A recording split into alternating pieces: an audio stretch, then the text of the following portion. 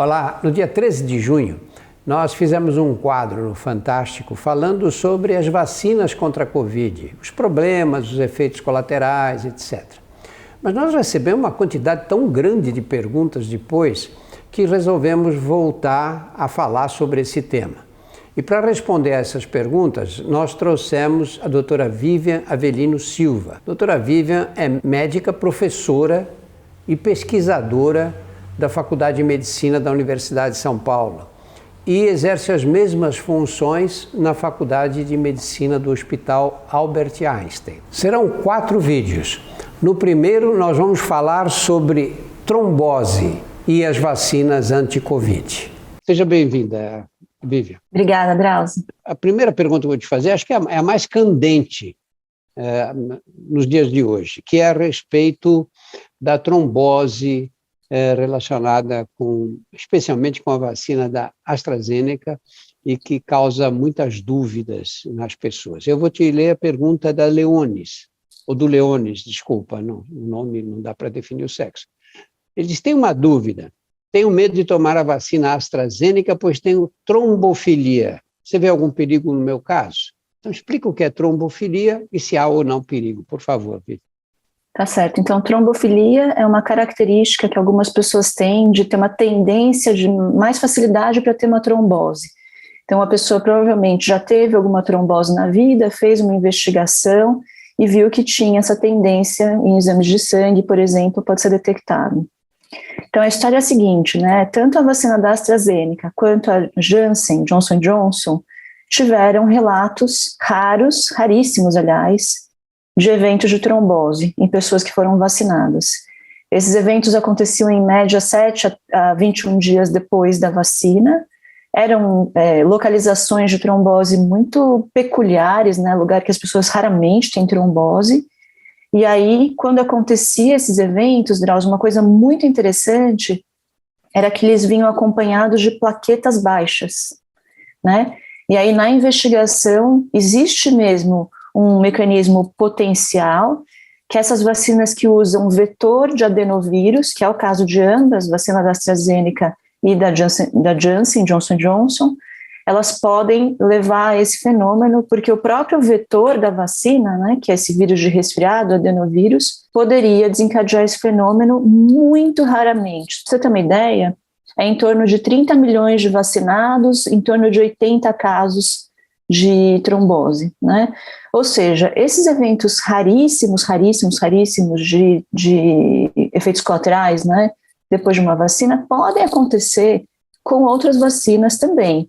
Então, vacina de gripe pode ter evento grave, vacina da febre amarela pode ter evento grave, e qualquer outra, na verdade, pode ter esses eventos raríssimos, né? Então, de novo, não é uma novidade, assim como você falou, para o caso da vacina do coronavírus, mas as pessoas ficaram muito preocupadas. Esses casos, Drauzio, esses raríssimos casos que a gente encontrou com o evento de trombose depois dessas 2 vacinas, não eram de pessoas com trombofilia ou com risco aumentado já conhecido, eram de pessoas que não sabiam ter qualquer fator de risco, aliás, eram jovens, quase sempre mulheres, né?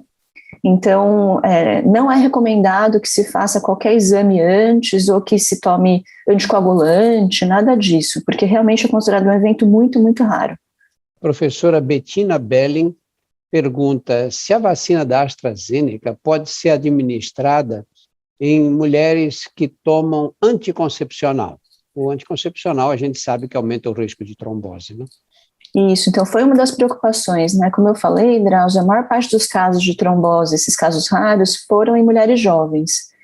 E aí tentou-se investigar se tinha a ver com o uso de anticoncepcional ou não, e não foi conclusivo. Então, não foi feita nenhuma recomendação de evitar o uso da vacina para mulheres que usam anticoncepcional.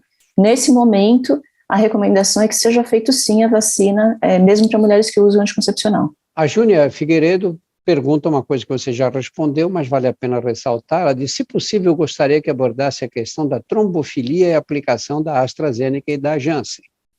Estou com receio, pois embora não tenha comorbidade, faço o controle de trombofilia.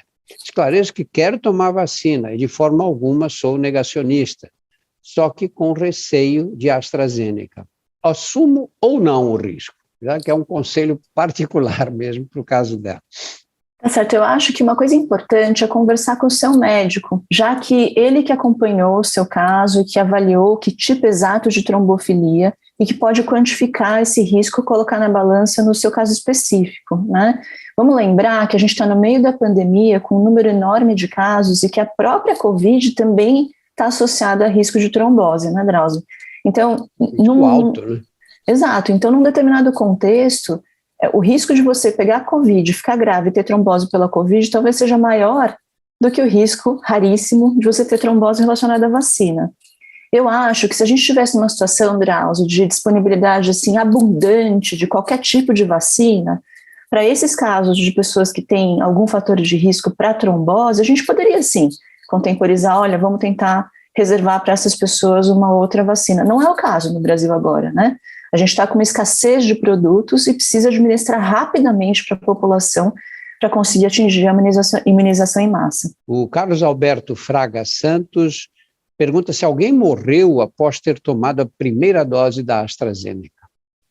Essa pergunta é interessante, Drauzio, porque tomar a vacina não protege a pessoa de mordida de cachorro, não protege a pessoa de acidente de trânsito, né?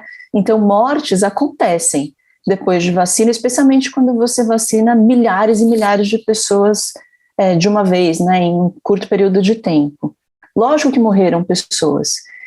Morreram pessoas de causas relacionadas à vacina e morreram também pessoas de causas não relacionadas. Esses eventos de trombose, que foram muito raros, que eu comentei, alguns deles tiveram sim associados a óbito, né? Podem ser eventos muito graves. Mas, de novo, hoje, no contexto da pandemia, se você colocar na balança, você salva mais vidas, muito mais vidas, vacinando em massa com a vacina da AstraZeneca ou com outras, do que deixando de vacinar e deixando a Covid contaminar as pessoas sem qualquer tipo de freio. Então, quando a gente opta, né, quando a gente toma a decisão de implementar uma vacina como medida de saúde pública, todas essas raras possibilidades de efeito colateral são coladas em consideração.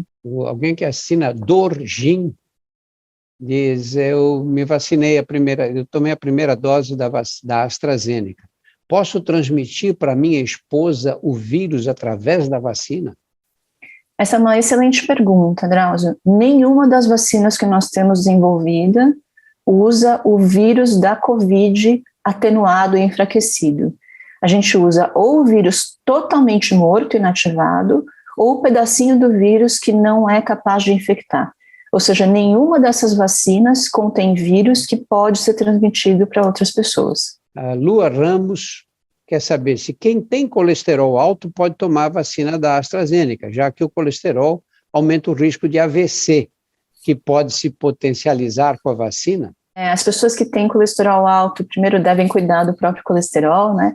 E não tem contraindicação para tomar a vacina da AstraZeneca. Acho que é uma situação parecida com as dúvidas iniciais, né, de risco de trombose. Sim, a presença de alteração, né, do colesterol e de gorduras do sangue pode dar uma alteração de risco de tromboses, mas não é uma contraindicação para tomar a vacina. Pessoa que se assina como Titi, ela diz: seria excelente entender por que as vacinas da AstraZeneca estão proibidas ou suspensas em alguns países da Europa.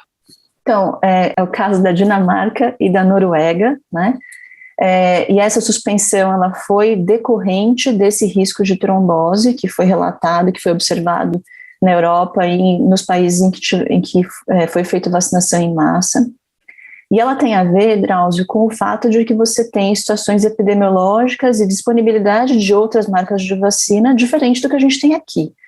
Então, toda vez que você vai tomar essa decisão, você precisa levar em consideração esses outros fatores, né? Se eu consigo substituir a proteção conferida por essa vacina por outra vacina, por outra marca, por outro produto, e se eu tenho como operacionalizar a distribuição.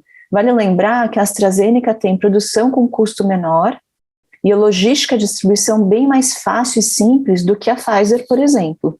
Então, quando a gente coloca tudo isso na ponta do lápis, para um país feito a Noruega ou a Dinamarca, é diferente de fazer a mesma conta para o Brasil.